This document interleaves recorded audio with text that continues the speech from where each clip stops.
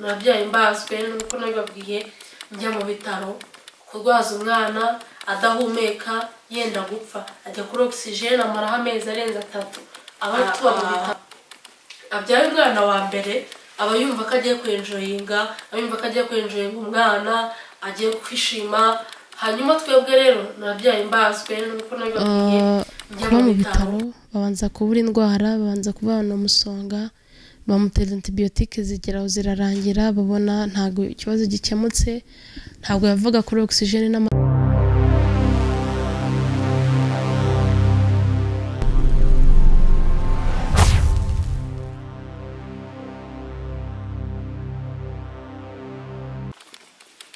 muraho neza mumeze mute twebwe tumeze neza turashimira Imana yo mu ijuru ni kuri Fils na Karine turagarutse ngarutse shari tutari kumwe ari gutegura ibintu biryoshye bimeze neza cyane twabanje gukora ibi biganiro tubahe ubuhamya butoya bwacu turi gutegura ibitaramo tugiye gukora bidasanzwe by'ububyutse bimeze neza byo kuramya Imana byo kuyihimbaza kugira ngo tunabanze tubabwire aho imbaraga cyangwa impamvu zituma turirimba tuzikura impamvu tuhimbaza Imana tubabwire impamvu tuba turi kuririmba mbese hari ibyo dusoma mu ijambo ry'Imana hari ibyo Imana yakoreye Abisirayeli hari ibyo yakoreye ba Mose hari ibyo yakoreye ba Aburahamu ariko natwe turagira ngo tubanze tubabwire imirimo y'Imana yadukoreye ari ituma natwe dufite impamvu zibifatika indirimbo ya Papi iravuga ngo nzafata ibintu ngishimana mbigira impamvu yo kuyegera nzaririmba isoko unesha ngeze ku musozi w'urugendo ntabwo nzicuza kumukurikira mfite impamvu zibifatika ntabwo nzicuza kumukurikira Yesu mfite impamvu zibifatika haleluya natwe dufite impamvu zibifatika zituma duhimbaza Imana zituma tuyiririmbira dufite impamvu ubushize nababwiye urugendo rutoya rw'uburyo Imana yabanye natwe uburyo Imana yadushyigikiye tubyara umwana wacu uburyo twagiye mu bitaro tukabamo igihe kirekire umwana wacu tutazi nimba azakira amahirwe menshi nk'abantu yari uko umwana wacu atazabaho ariko Imana imurokora urupfu rukomeye ramuzura yapfuye inshuro 5 tuzababwira neza twazanye na papa we nawe twamuzanye tubereka amafoto y'uburyo yari ameze hanyuma natwe tuje gushima Imana n'umutware wanjye twese twaje tubereke impamvu zibifatika zo gushimira Imana rero dushimiye umuryango mugari tumaze kugira umuryango munini tugenda kuzuza abantu 600 bakoze subscribe nawe ugiye kwiyongeraho tugira ngo tubahe ikaze twongeye kubaha ikaze turabakunda cyane kuri Fils na Karine umugabo mwiza w'Imana umumama mwiza w'Imana umusore mwiza w'Imana nawe umukobwa mwiza wa Kristo akunda cyane twongeye kubaha ikaze kuri Fils na Karine ukireba iki kiganiro kanda subscribe kugira ngo tujye tubana umunsi ku wundi ibiganiro byiza indirimbo nziza zo kuramya Imana abatumirwa tugiye kubazanira abatumirwa beza babyoshye bameze neza bafite ubutumwa bwiza bafite ubuhamya bwiza bwinshi budasanzwe ndakurarikira kuzabona natwe dushyigikire rero ukanda subscribe hakandi nta kintu bisaba nta kintu bigutwara kanda kuri subscribe aho munsi ya Fils na Karine hari akantu k'agatriangle kanditsemo subscribe kari mu ibara ry'umutuku n'umweru uhakande gusa rimwe ryonyine ukanda no kuri like na share wereke n'abandi badukurikirane Imana iguhezagere iguheze umugisha reka tubanze dushimira Imana mbere ya byose. Data wa twese uri mu ijuru, tugushimiye neza n'urukundo byawe, tugushimiye ko utwitaho tudakwiriye, tugushimiye ko uri umurengezi mwiza, tugushimiye ko ushobora byose, tugushimiye ko wadukunze urukundo rukomeye, tugushimiye ko watwitayeho. N'uyu munsi uracyari kumwe natwe, waturwaniye intambara zikomeye, wabaye mu ruhande rwacu, watubereye inshuti n'umubyeyi. Mana turagushimiye, wabanye no muri muryango mugabe kuri Fise na Karine, ababyeyi, abakobwa n'abasore, wabanye nabo urinda imiryango. Mana uhabwe icyubahiro. Hari benshi batubonye ubushize ariko batongeye kutubona bavuye mu buzima, ariko mwami Imana twebwe turi bazima, nawe tureba ni bazima. Turagushimiye wabana natwe, ikiganiro cyacu gihe umugisha ugishyigikire kandi kizagere ku mitima ya benshi mu izina rya Yesu, amena. Noneho rero ndumva Kristo anyuzuye, ndumva nguwe neza, ndumva nezerewe. Ariko yavuze ngo ndumva unyuzuye Yesu we, uri indirimbo yanjye, ndumva unyuzuye uri amahoro yanjye, ndumva unyuzuye Yesu we, uri indirimbo yanjye. Haleluya. Turumva twuzuye Imana mu mitima yacu. Imana ishimwe. Tujya gusoma ijambo ry'Imana tudatinze muri Matayo, ubutumwa bwiza ko bwanditswe na Matayo, igice cya 16 umurongo wa 13. Titi iravuga ngo Petero ahamya ko Yesu ari Kristo. Amen. Ucyumva ijambo Yesu, amen, umva ineza, umva amahoro. Ndivuga ngo ndumva amahoro, ndumva kunesha, Mana uri mwiza ibihe n'ibihe, ndumva ibyishimo, ndumva kunesha, Mana uri mwiza ibihe n'ibihe, turabihamya yuko uri mwiza, Mana uri mwiza ibihe n'ibihe, amen. Reka dusome umurongo wa 13. Uravuga ngo nuko Yesu ajya mu gihugu cy'i Kayisariya ya Filipo, abaza abigishwa bati abantu bagira ngo umwana w'umuntu ndinde. Umurongo wa 14 uravuga ngo baramusubiza bati bamwe bagira ngo uri Yohana umubatiza, abandi ngo uri Eliya, abandi ngo uri Yeremiya, cyangwa ngo uri umwe mu bahanuzi.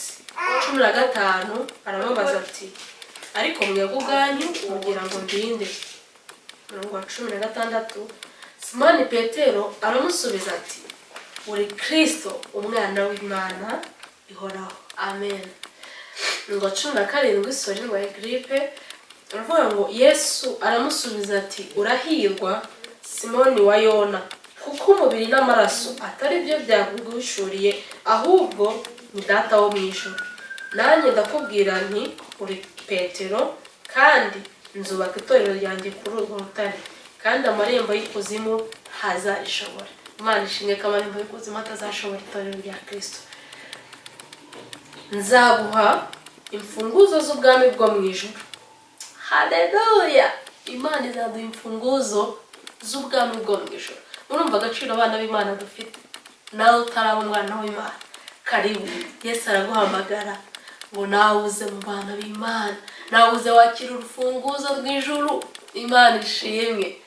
Araguhamagara, araguhamagara ngo tuzabane nawe mu ijuru. Araguhamagara. Yesu nawe bagukiza abantu, nitugasubire mu ngeso mbi, ngo tuzabane nawe mu ijuru. Araguhamagara, nawe araguhamagara ngo zizabane nawe mu ijuru. Kwa Yesu ni amahoro, kwa Yesu ni umunezero. Abari muri Kristo Yesu nta teka bazacirwaho. Umurongo wa 19 uravuga ngo nzaguha imfunguzo z'ubwami bwo mu ijuru, kandi icyo uzahambira mu isi no mu ijuru kizaba gihambiriwe, n'icyo uzahambura mu isi kizaba gihambuwe mu ijuru. Amen. Mana duhane umugisha mwinshi cyane. Hanyuma twiganye ijambo ry'Imana rivuga kuri Yesu Kristo, rivuga ku mbaraga z'Imana, rivuga ku butware bw'Imana, rivuga ku butware bwa Kristo Imana ihoraho. Yesu ngo yabagishije abigishwa be, arababaza ngo ese abantu bagira ngo ndinde? Ko ngenda mbwiriza, ko ngenda mvuga iby'ubwami, ko ngenda mvuga imirimo y'Imana, ko ngenda nkora ibitangaza ngahumura impumyi, ko ngenda nkiza abarwayi, hazura abapfuye. Ese abo bantu bagira ngo ndinde? Ese abo bantu bagira ngo ninde ubikora? Ese abo bantu aho baramenye? Rangije baramusubiza ngo bamwe bagira ngo Eliya, abandi bagira ngo Yohana Umubatiza, abandi bagira ngo uri umwe mu bahanuzi. Imana ishimwe. Ariko Petero ngo umwuka w'Imana muzaho. Haleluya. Ngaravuga ngo uri Kristo umwana w'Imana. Imana ishimwe.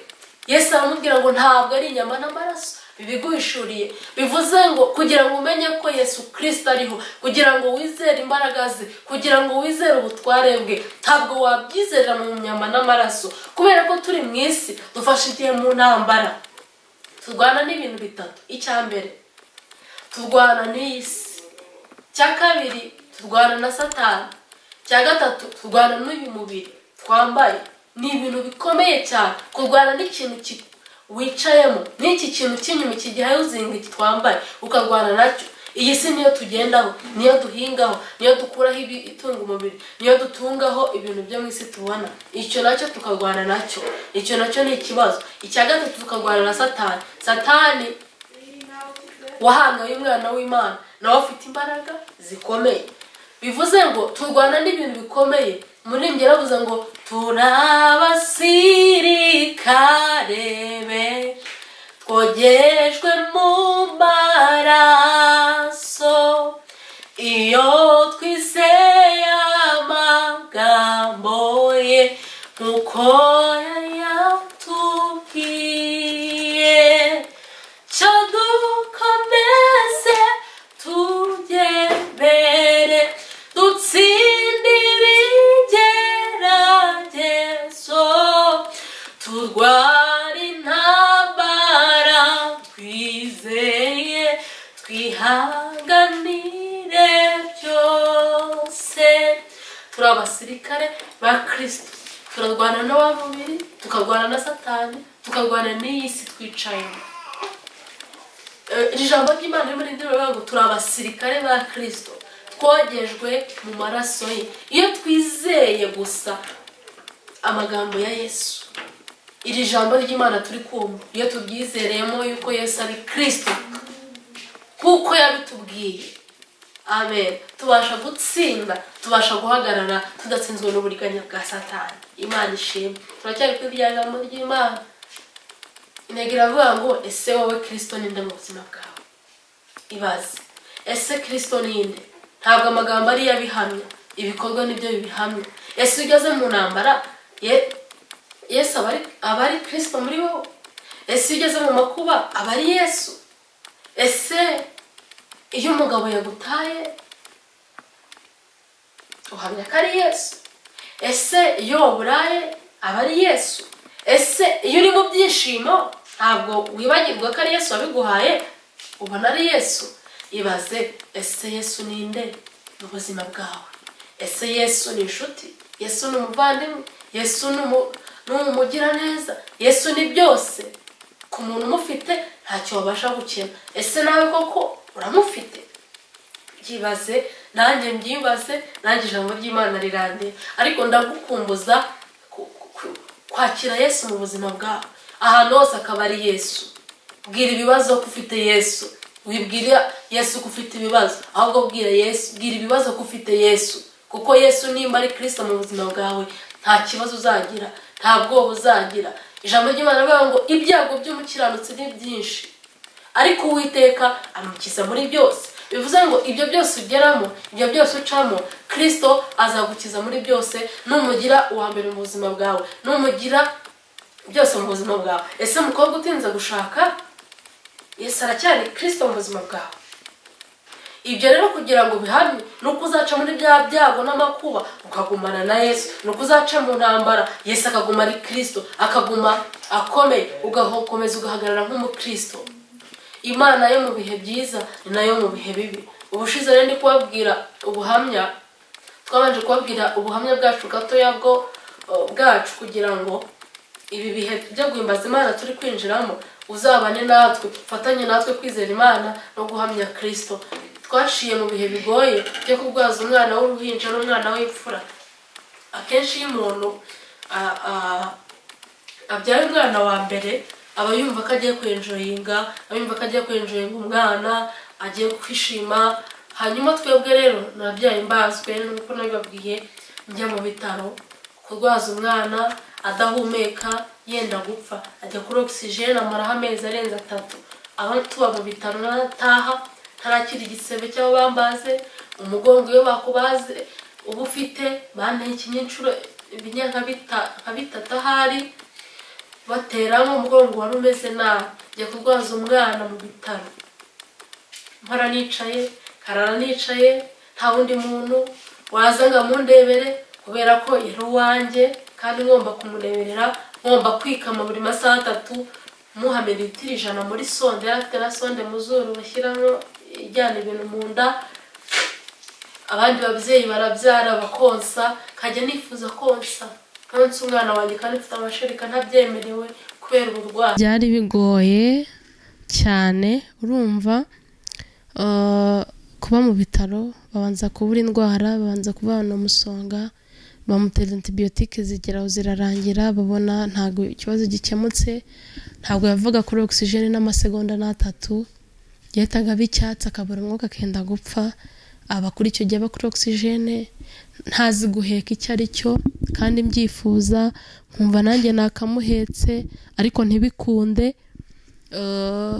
Biba ibintu bigoye, narabivuze ariko turi gutegura ikiganiro twamuzanye tubereka n'amafoto y'ukuntu yari ameze n'uburyo ameze uyu munsi, kugira ngo tubereke ko Imana ibaho, Imana irakora, Imana irakomeye mama, Imana ifite imbaraga. Rero naje kukubwira ngo ese Yesu ninde mu buzima bwawe? Ese we ntumwitiranya na Eliya? Uko kumwitiranya ni ukumva ko ari Imana yo mu bihe byiza, wagera mu bihe bibi ukumva ko Imana idahari. Ni kwa kugera mu bibazo ukavuga ngo bya byose ndi njyenyine, Imana yaransize, Imana yarantaye. Ntabwo Imana ijye gusiga, Imana ntabwo ijye gutererana. Hari indirimbo ya Alexis Dusabe ivuga ngo Imana y'imusozi ni nayo yo mu kibaya, ibyabaye bibi irabihembura, Imana y'ibihe byiza ni nayo mu bihe bibi, Imana y'amanywa ni nayo y'ijoro. Haleluya. Imana yo mu bihe byiza ni nayo mu bihe bibi.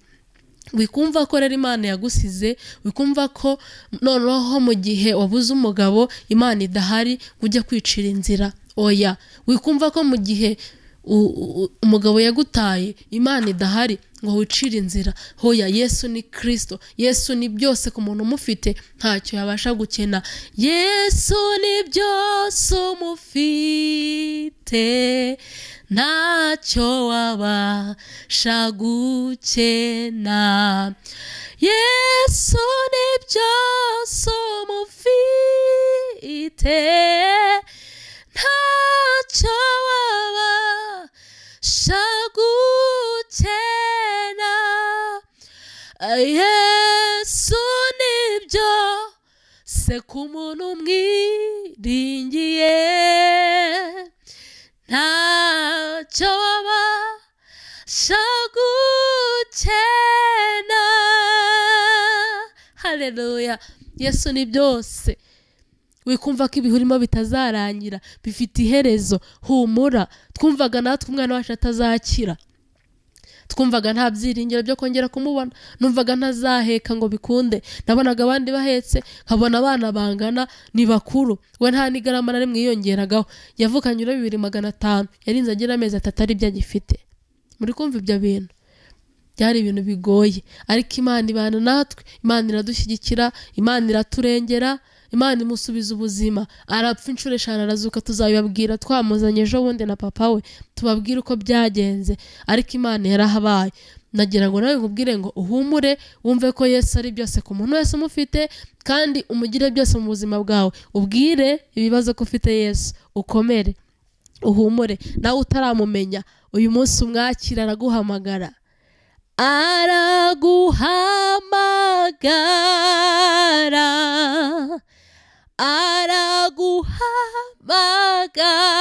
araguhamagara, ngo tuzabane nawe mu ijuru.